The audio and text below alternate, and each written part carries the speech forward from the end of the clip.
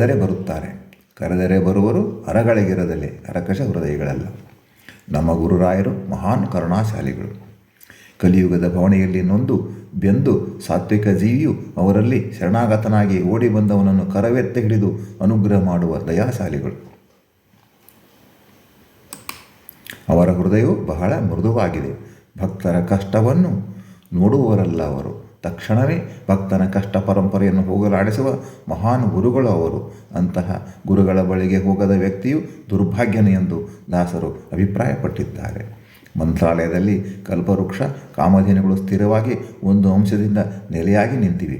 ಸ್ವತಃ ರಾಯರು ಚಿಂತಾಮಣಿಯೇ ಆಗಿರುವರು. ಭಕ್ತರ ಮನದ ಇಚ್ಛೆಯನ್ನು ಪೂರ್ಣ ಮಾಡುವ ಕರುಣಾಮಯಗಳು ಅವರು. ಕಾಮಧೇನು ಸುಕಲ್ಪತರು ಚಿಂತಾಮಣಿಗಳು ಸ್ಥಿರವಾಗಿರುವ ಸ್ಥಳವೆಂದರೆ ಮಂತ್ರಾಲಯ ಕ್ಷೇತ್ರವು ಎಂದು ಘಂಟಾಘೋಷವಾಗಿ ಹೇಳಬಹುದು. ಇನ್ನು ಈ ಮೂರು ಸ್ಥಿರವಾಗಿರತಕ್ಕಂಥ ಸ್ಥಳ ಯಾವುದೆಂದರೆ ಸ್ವರ್ಗಲೋಕ, ಇಂದ್ರನ ಸ್ವರ್ಗಲೋಕ. ಆ ಇಂದ್ರನ ಸ್ವರ್ಗಲೋಕವೇ ಮಂತ್ರಾಲಯಕ್ಕೆ ಬಂದುಬಿಟ್ಟಿದೆಯೇ. ಆದ್ದರಿಂದ ನಾವು ರಾಯರನ್ನು ಮೊರೆ ಹೋಗಬೇಕು, ಮಂತ್ರಾಲಯದಲ್ಲಿ ಅವರ ದರ್ಶನವನ್ನು ಮಾಡಬೇಕು. ಆಗಲಿಲ್ಲವೇ ಊರಲ್ಲಿರ್ತಕ್ಕಂಥ ಅವರ ವೃಂದಾವನದಲ್ಲಿ ದರ್ಶನ ಮಾಡಬೇಕು.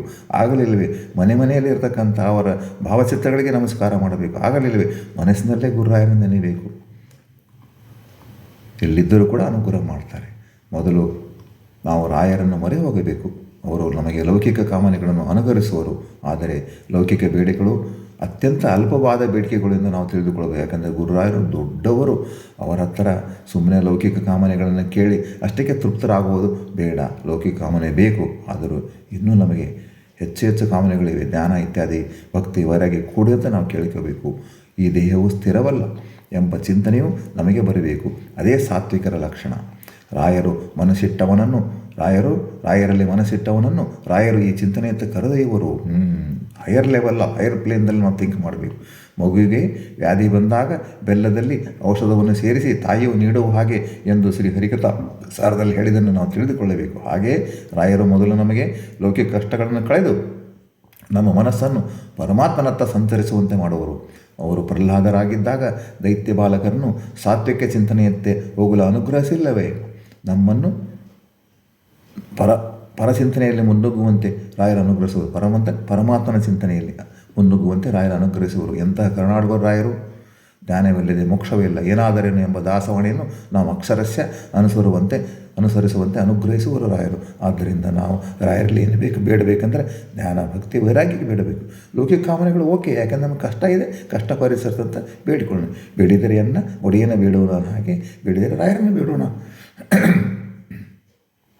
ಕರೆದಡೆ ಬರುವಂಥ ಪರಮದಯಾಳಿಗೆ ಧರೆಯೊಳಗೆಲ್ಲೆಲ್ಲೂ ಮೆರೆಯುತಿಹಗೆ ಶರಣರ ಹೃತ್ಕಮಲ ಪರಮಿತ್ರನೆಂದೆನಿಸಿ ಗುರುಗೋಯಿಂದ ವಿಠಲನ ಚರಣಾಬ್ಜ ಧೇನಿಪನಿಗೆ ಕರೆದರೆ ಬಂದುಬಿಡ್ತಾರೆ ರಾಯರು. ಮನೆಗೇನೆ ಎಲ್ಲ ಕಡೆ ಮೆರಿತಾ ಇದ್ದಾರೆ. ಧರೆಯೊಳಗೆ ಎಲ್ಲ ಕಡೆ ಇದ್ದಾರೆ. ಎಲ್ಲೆಲ್ಲಿ ವೃಂದಾವನ ನೋಡ್ರಿ, ಎಷ್ಟು ಶರಣರ ಹೃತ್ಕಮಲ ವರಮಿತ್ರನು ಎಲ್ಲ ಶರಣ ಬಂದವರ ಹೃದಯದಲ್ಲೇ ಬಂದುಬಿಟ್ಟು ಅವ್ರಿಗೆ ಅನುಗ್ರಹ ಮಾಡ್ತಾರೆ ರಾಯರು.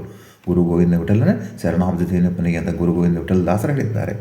ಬಾರೋ ರಾಘವೇಂದ್ರ ಬಾರೋ, ಕಾರುಣ್ಯವಾರದಿಯ ಬಾರೋ, ಆರಾಧಿಪ ಭಕ್ತರ ಅಭೀಷ್ಟ ಪೂರೈಸುವ ಪ್ರಭುಯ ಬಾರೋ ಅಂತ ಬಾರೋ ರಾಘವೇಂದ್ರ ಬಾರೋ ಅಂತ ಶ್ರೀ ಜಗನ್ನಾಥ ವಿಠಲ ದಾಸರು ಹೇಳಿದ್ದಾರೆ.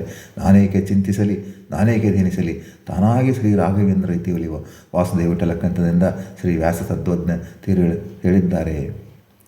ಸಾಂಸ್ಯ ವಿಶೇಷತೆಯನ್ನು ನಾವು ಹಿಂದೆ ತಿಳ್ಕೊಂಡಿವಿ. ನಿರಂಶರ ಬಗ್ಗೆ ಕೆಲವೊಂದು ತಿಳ್ಕೊಳ್ಳೋಣ. ಕೆಳಗಿನ ಕಕ್ಷೆ 31, 32. ನಿರಂಶರು ಒಂದು ಕಾಲದಲ್ಲಿ ಒಂದೇ ಸ್ಥಳದಲ್ಲಿ ಒಂದೇ ದೇಹದಲ್ಲಿ ಇರಲು ಸಾಧ್ಯ. ಈಗ ನೀವು ನಿಮ್ಮ ಮನೆಯಲ್ಲಿದ್ದರೆ ಬೀದಿಯಲ್ಲಿ ಇರಲು ಸಾಧ್ಯವಿಲ್ಲ, ಬೇರೆ ಊರಿನಲ್ಲಿ ಇರಲಿಕ್ಕೆ ಸಾಧ್ಯವಿಲ್ಲ. ಆದರೆ ಒಂದು ವಿಚಿತ್ರವನ್ನು ಪರಮಾತ್ಮನು ನಿರಂಶ ಜೀವರಿಗೆ ದೊರಕಿಸಿಕೊಡುವನು. ಅದು ನಮ್ಮ ಸ್ವಪ್ನದ ವಿಚಾರ.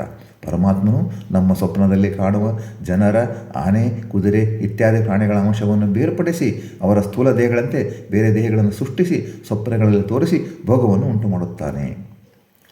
ತಿರುಗಿ ಗಾಢನಿದ್ರೆಯ ಬರಲು ಬೇರ್ಪಡಿಸಿದ ಜೀವರ ಅಂಶಗಳನ್ನು ಎಲ್ಲಿಂದ ಭಾಗವಾಗಿ ಬಂದವು ಅಲ್ಲಿಗೆ ಸೇರಿಸುವನು. ಅಂದರೆ ಏನಪ್ಪ ಅಂದರೆ ಸ್ವಪ್ನದಲ್ಲಿ ಕಾಣ್ತಕ್ಕಂಥದ್ದು ಎಲ್ಲ ನಿಜನೇ, ಆದರೆ ಅದೊಂದು ಬೇರೆ ರೀತಿ ನಿಜ, ಬೇರೆ ಡೈಮೆನ್ಷನ್ ಅದು. ಸಮುದ್ರದ ಜಲವು ಸೂರ್ಯನ ಕಿರಣಗಳಿಂದ ಆವಿಯಾಗಿ ಪರಿಣಮಿಸಿ ಮೋಡದಲ್ಲಿ ಸೇರಿ ಮಳೆಯಾಗಿ ನದಿಗಳನ್ನು ಸೇರಿ ಹರಿದು ಮತ್ತೆ ಸಮುದ್ರವನ್ನು ಸೇರುವ ಪರಿಯಲ್ಲಿ ನಿರಂಸಜೀವರ ಮೇಲಿನ ವಿಭಾಗದ ಪರಿಯನ್ನು ತಿಳಿದುಕೊಳ್ಳಬೇಕು ನಾವು. ವಿಶೇಷ ಜಾಗರ ಸ್ವಪ್ನಗಳು ಹೊರಭೋಗಿ ಸೇನ ಬಹುಪ್ರಕಾರ ವಿಭಾಗ ಕೈಸಿ ನಿರಂಸಜೀವರ ಚಿಚ್ಚರೀರವನ್ನು ಭೋಗವಿತ್ತು ಸುಷುಪ್ತಿ ಕಾಲದಿ ಸಾಗರವ ನದಿ ಕೂಡುವಂತೆ ಯೋಗರಹಿತನು ಅಂಶಗಳ ಏಕತ್ರ ವಿಧಿಸುವನಂತ ವ್ಯಾಪ್ತಿ ಸಂಧೆ ಹರಿಕಥಾಂಸಾರ 8ನೇ ಶ್ಲೋಕ ಹೇಳ್ತದೆ. ಹರಿಕಥಾಂಸಾರ ಸಕಲ ಶಾಸ್ತ್ರದ ಸಾರವನ್ನು ಹೇಳಲ್ಪಟ್ಟಿದೆ. ಹರಿದಾಸ ಸಾಹಿತ್ಯದಲ್ಲಿ ಆಸಕ್ತಿಯುಳ್ಳವರು ಹರಿಕಥಾಂಸಾರದ ಅಧ್ಯಯನ ಅವಶ್ಯ ಮಾಡಬೇಕು. ಸಮಗ್ರ ಹರಿಕಥಾಂಸದ ಪರೀಕ್ಷೆಯನ್ನು ಬರೆಯಲು ನಮ್ಮಲ್ಲಿ ಅವಕಾಶ ಇದೆ. ಹರೇ ಶ್ರೀನಿವಾಸ, ಹರೇ ಕೃಷ್ಣ. ಮುಂದುವರಿಸೋಣ.